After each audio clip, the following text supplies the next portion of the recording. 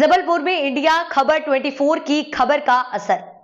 जबलपुर में आरडीवीबी में अनशन पर बैठे कर्मचारी जो लगातार मांग कर रहे थे कि प्रभारी कुलसचिव दीपेश मिश्रा को हटाया जाए, वो आरोप भी लगाते आए हैं कि दीपेश मिश्रा ने करोड़ों का भ्रष्टाचार किया है, लेकिन इस पर उनकी कोई सुनवाई नहीं हो रही थी। तब इंडिया खबर 24 द्वारा इस खबर को प्रमुखता से दिखाया गया तो उन्होंने दीपेश मिश्रा को प्रभारी कुलसचिव पद से हटा दिया था। कर्मचारी अभी भी अनशन पर बैठे हैं कि दीपेश मिश्रा को जबलपुर से अलग किया जाए। अब देखने वाली बात ये होगी कि सरकार इस पर क्या फैसला लेती है।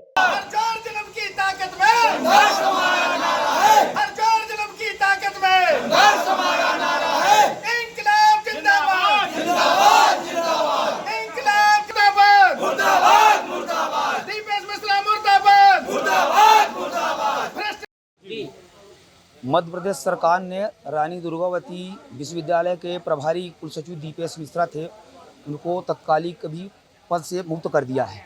परंतु रानी दुर्गावती विश्वविद्यालय जबलपुर में 15 वर्षों से उप कुलसचिव के पद पर जमे हुए हैं और इनके द्वारा व्यापक पैमाने पर भ्रष्टाचार इस विद्यालय में किया गया है। जैसे रेनोवेशन के नाम पर इन्होंने 6 करोड़ रुपए का घोटाला किया है। हमारी आप लोगों के माध्यम से सरकार तक हमारी आवाज़ पहुंचाई कि 6 करोड़ रुपए का जो घोटाला इन्होंने किया है, इसकी न्यायिक जांच होना चाहिए।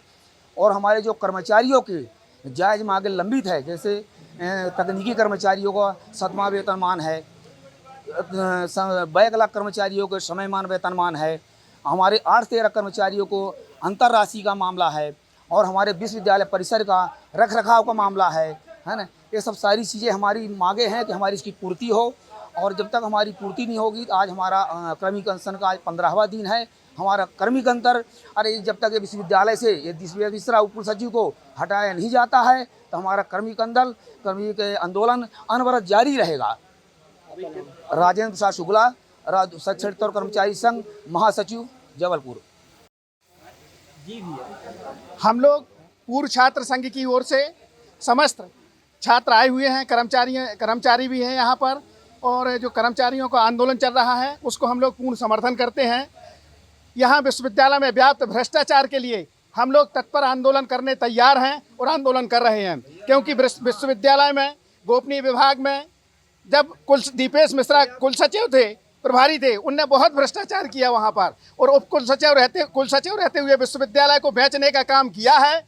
और हम लोग कहते हैं कि आज़ादी की शाम नहीं होने देंगे, आज़ादी की शाम नहीं होने देंगे, और शहीदों की कुर्बानी बर्बाद नहीं होने देंगे। जब तक एक बूंद लहू की बाकी है, विश्वविद्यालय में भ्रष्टाचार नहीं होने देंगे।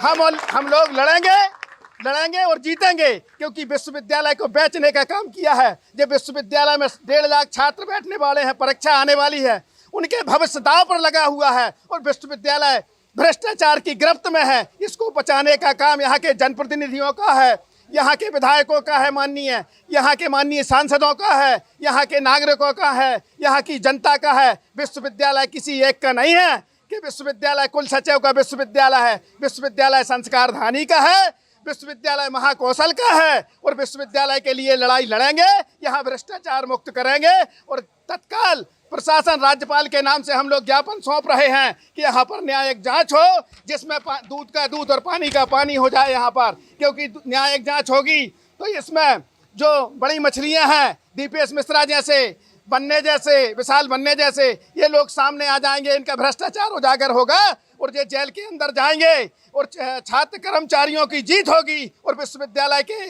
आने वाले छात्रों का भविष्य का उज्जवल होगा। यही हम लोग कामना करते हैं, और हम लोगों की लड़ाई जारी रहेगी। श्याम सुंदर सिंह बब्बू यादव, पूर्व छात्र, विश्वविद्यालय जबलपुर। ज्ञापन में मैंने अभी जो पूर्व छात्र संगठन के श्याम सुंदर यादव बब्बू जी और साथी लोगों ने जो ज्ञापन दिया है, तो इस पे प्रशासनिक स्तर पर हम देखेंगे कि क्या चीज़ ठीक नहीं है और उसको दुरुस्त करने के उपाय करेंगे, और अगर कहीं जांच की ज़रूरत पड़ती है तो जांच के लिए भी जाएंगे। और जांच के बाद जो चीज़ सामने आती है, रानी दुर्गावती विश्वविद्यालय के हित में जो भी काम होगा, उसके लिए पूरा विश्वविद्यालय कर्मठ तरीके से लगा हुआ और हित में काम करेंगे, और जहाँ कुछ गड़बड़ होगी उसको दुरुस्त करेंगे। सर, लगातार लोग कुलसचिव को हटाने की मांग कर रहे हैं। कुलसचिव मतलब किसी भी प्रशासनिक कई व्यवस्था ऐसी होती है, कई निर्णय शासन के हाथ में होते हैं। भाई मेरे हाथ में जो निर्णय है उनके बारे में मेरे से चर्चा की जा सकती है, लेकिन ये निर्णय शासन के हाथ में है और शासन तय करेगा कि क्या तय करना है। इनका लगातार अनशन भी जारी है। अनशन के लिए हमने जो उनकी 9 बिंदु की मांग थी, 9 बिंदु की मांग के बारे में बिंदुवार हमने एक प्रस्तुतिकरण माननीय अध्यक्ष जी को दिया है और ये कहा है कि भाई इस बारे में सारी चीज़ हो चुकी है और अगर कुछ लगता है कुछ बाकी है जो शासन हमारे स्तर पे तो हम अभी करेंगे और शासन के स्तर पे तो शासन सहयोग करेगा, हम उसमें शासकीय स्तर पर सहयोग करेंगे और जो न्यायालयीन स्तर पे वो न्यायालय के हिसाब से होगी, लेकिन हमारे स्तर पे हम उसको तुरंत प्रयास करेंगे। हो सकता है कुछ 10 दिन में होने वाली हो, कुछ 15 दिन में होने वाली, तो मैंने संघ से अनुरोध किया है कि भाई अब अनशन को समाप्त करें और इतनी सारी चीज़ें हमने कंप्लीट की हैं और जो जो लगता है उसमें बैठ के बात करें और हम फिर आगे बढ़ेंगे। भ्रष्टाचार का आरोप भी लगा है उस बारे में जो सारे पुराने पत्र थे, क्योंकि सारे निर्माण और रिनोवेशन हुए मेरे आने के पहले के हैं और बाद में चलते रहे, उस बारे में मैंने कुछ जगह देखा था, संघ के लोगों ने मुझे बताया था, तो उस बारे में जहाँ जांच की ज़रूरत होगी वहाँ जांच होगी और जहाँ आ चुकी है सारी चीज़ें, रिपोर्टें आ चुकी है, उस रिपोर्ट का वेरिफिकेशन कराया जाएगा और वेरिफिकेशन के हिसाब से फिर आगे काम होगा। जो शासकीय प्रक्रियाओं के 100% उस प्रक्रियाओं के हिसाब से चलेंगे, उससे अलग हम कुछ भी नहीं करने वाले। Thank you.